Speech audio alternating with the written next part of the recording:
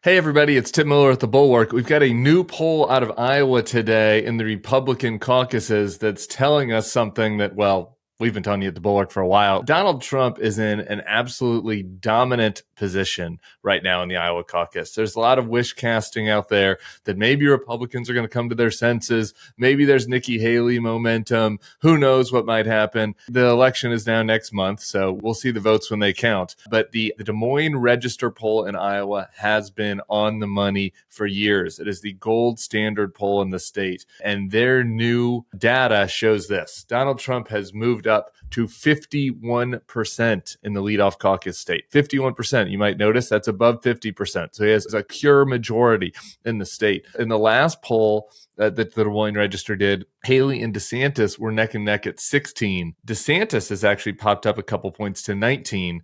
Nikki Haley is stagnant at 16. So much for the Nikki Haley momentum. Turns out, if cable news pundits and Democrats and never Trumpers think you're doing a good job, that's maybe not a good sign for how you're doing with MAGA voters, because they want something different. At some point, this is going to sink in with people. But here's the most telling quote from Seltzer, who does this poll. She's the best in the business. Here's what she said. "The field may have shrunk, but it may have made Donald Trump even stronger than he was. I would call his lead commanding at this point. There's not much benefit of fewer candidates for either Ron DeSantis or Nikki Haley." That's what I've been saying. Everybody has been out here trying to argue that, if the field shrinks, maybe the Republican voters could unite around a Trump alternative. No, Republican voters like Trump. I don't know why this is so hard for people to understand 8 years in to the fucking MAGA nightmare. All right? They like him. The more people that left, the more votes he got. Donald Trump was most people's second choice. Some people are like, if Ron DeSantis gets out, that would help Nikki Haley. Most of Ron DeSantis voters would go to Trump if Ron DeSantis got out. I get it. I know how in your brain you might think, if Tim Scott gets out, that means all his voters will go to Haley. That's logical. You can't use logical brain when trying to decide what Republican voters are going to do.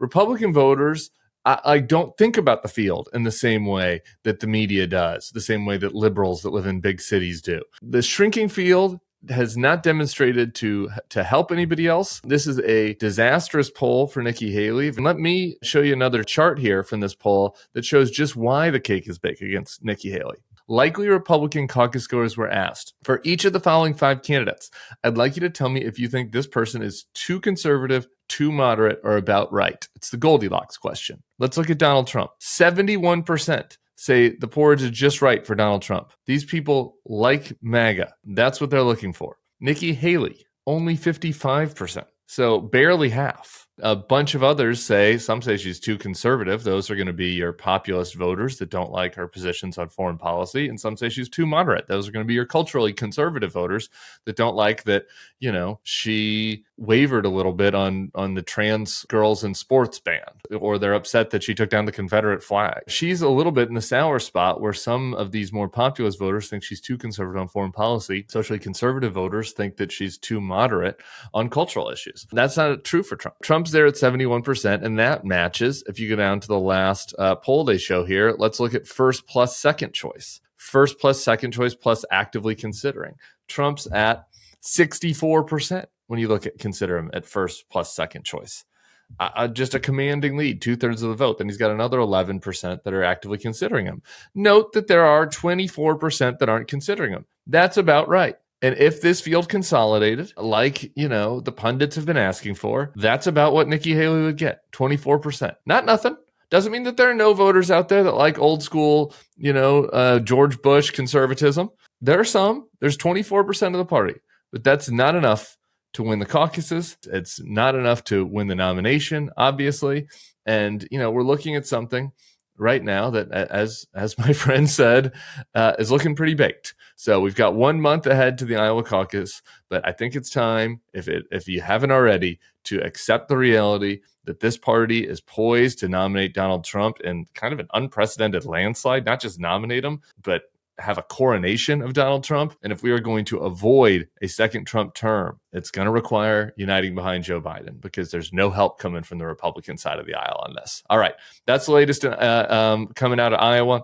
We don't have the Next Level podcast until Wednesday, so I had to pop on here and give you guys my take about this before I rub it in JVL and Sarah's face how right I've been about what's going on in the Iowa caucuses. Make sure to subscribe to the feed.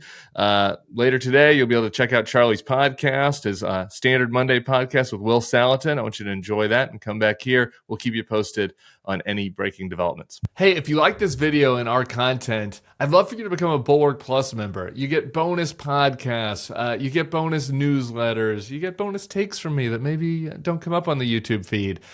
You can try it out for free at thebulwark.com/free trial. The link is below in the description.